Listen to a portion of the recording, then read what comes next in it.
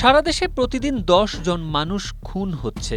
চলতি বছরের ফেব্রুয়ারি থেকে জুলাইয়ে সারা দেশে খুনের ঘটনায় ১,৭৮৯টি মামলা হয়েছে এবং মে থেকে জুলাই পর্যন্ত এই ৩ মাসেই সারা দেশে ৯৩৪টি খুনের ঘটনায় মামলা হয়েছে। অর্থাৎ ৩ মাসে গড়ে ৩০০-র বেশি খুনের ঘটনায় মামলা হয়েছে। সেই হিসেবে দৈনিক খুনের ঘটনা ঘটেছে ১০টিরও বেশি।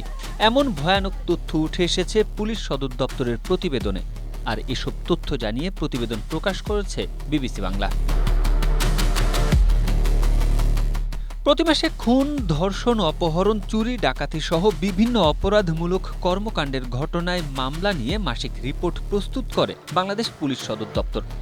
স্ট্রবেরি সুপার ডটেড ও ক্লাসিক ভ্যারিয়েন্টে সেন্সেশন জাগুক শিহরণ।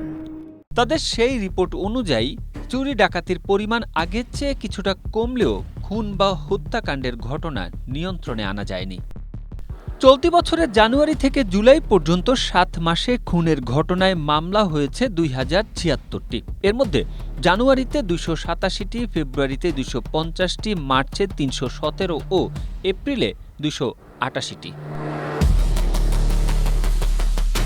অপরাধ বিশ্লেষকরা বলছেন, ক্ষমতার আধিপত্য, রাজনৈতিক সংঘাত, মাদক এবং পারিবারিক কলহ বা বিরোধের জেরে হত্যাকাণ্ডের ঘটনা ঘটছে সবচেয়ে বেশি। দেশে বৈধ অবৈধ আগ্নেয়াস্ত্রের বিস্তার, আইন শৃঙ্খলা বাহিনীর দুর্বলতা সহ নানা কারণে খুন ও অপরাধমূলক কর্মকাণ্ড নিয়ন্ত্রণে আনা সম্ভব হচ্ছে না। অপরাধ বিশ্লেষক অধ্যাপক মুহাম্মদ ওমর ফারুক বিবিসি বাংলাকে বলেন, এখন অনেকের হাতে অস্ত্র চলে গেছে, অবৈধ অস্ত্রের চোরাচালান বাড়ছে।